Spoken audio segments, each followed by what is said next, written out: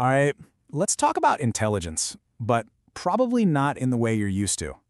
See, it turns out our intelligence isn't just about what we know, it's really about what we do every single day. And a lot of the time, we don't even realize we're doing it. So what does it actually mean to have low intelligence? Is it about, failing a test or making some huge obvious mistake? Well, the psychological truth is way more subtle, and it's something we see all around us every single day. Okay, so this slide really gets to the heart of it. We're all conditioned to think of intelligence in terms of these big, measurable things, right? The myths on the left. But the reality?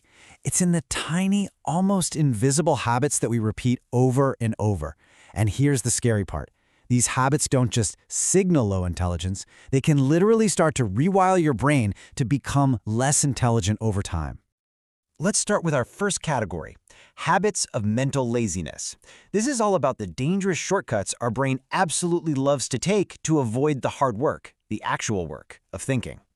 First up is magical thinking. You know what this is. It's our brain's default setting to prefer a simple, easy-to-digest story over a complex, messy reality.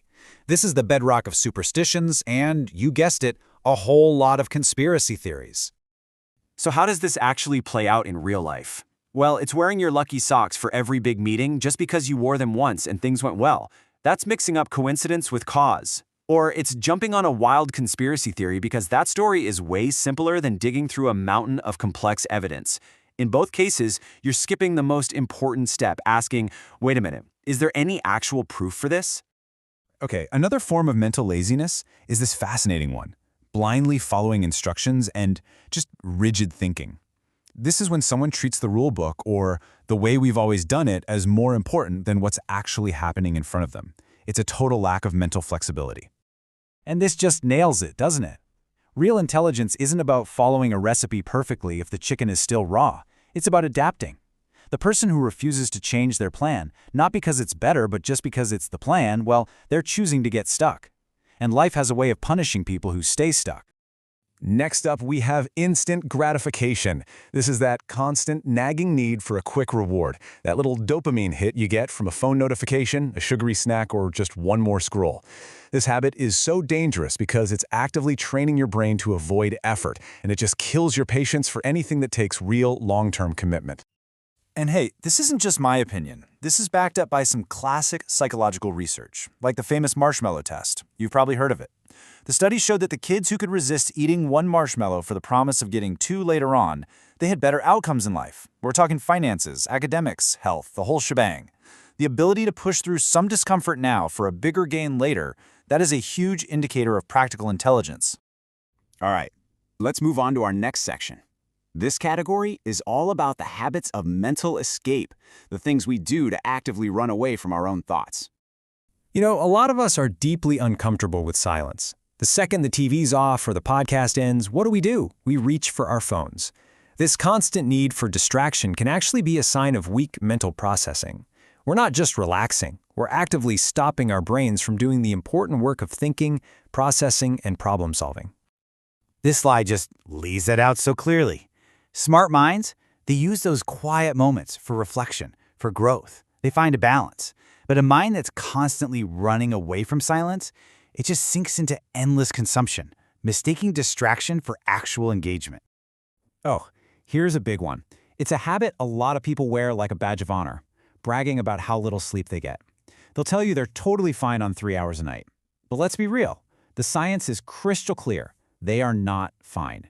Sleep deprivation absolutely demolishes your memory, your focus, and your ability to make good decisions. So the bottom line is this. Treating sleep like it's some luxury you can't afford isn't a sign of strength or how dedicated you are.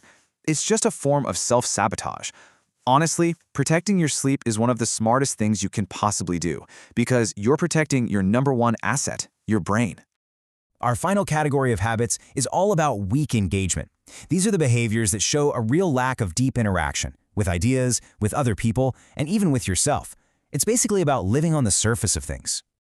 We have all met this person. They're the loudest one in the room, acting like an expert on absolutely everything. But if you listen closely, you realize there's just no substance there. This isn't real confidence. It's a performance. It's a mask to hide a serious lack of knowledge. And of course, psychology has a name for this. It's called the Dunning-Kruger effect. It's this weird cognitive bias where the less you know about something, the more you think you know. Real intelligence, that involves having the humility to just say, you know what, I don't know, and then asking questions to actually find out. This next habit is all about conversation. The person who only ever engages in empty small talk, about the weather, about traffic, often has what psychologists call a low need for cognition. They just don't enjoy thinking deeply. And this usually goes hand in hand with being a terrible listener, always interrupting or just mentally checking out because complex ideas feel overwhelming. And that right there is the core difference. Intelligent minds are hungry. They crave new ideas, new perspectives. They listen because listening is an act of intelligence. It's how you get new information. Filler talk just passes the time. It doesn't build anything. And finally, we have 2 habits that reveal a real lack of adaptation. Blindly copying every single new trend? That's not self-expression. That's just herd behavior. And it's the same with, say, spending hundreds of hours on a video game without ever getting better. It shows an inability to learn patterns and adapt your strategies. The key here isn't just repeating something. It's thinking and analyzing while you do it. Okay, so after going through all these habits, things might seem a little bleak.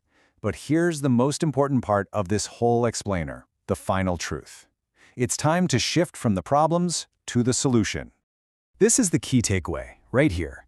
Your intelligence is not some fixed number you got at birth. It's a dynamic, living process, and it's shaped by the tiny, invisible choices you make every single day. And the best part? Because they're habits, they can be changed. That leaves you with a really clear 2-path choice. You can keep these habits, and you'll just reinforce the neural pathways that keep you stuck. Or you can choose to consciously break them. And when you do that, everything can change. Your mindset, your confidence, even how other people see you. So, the final question is, what are you going to choose to do? If you're ready to really dig into these truths and start rewiring your brain, then don't just sit there. Go ahead and subscribe to the channel, like this explainer, and drop a comment below. We break down the kind of psychology that everyone needs to know every single week.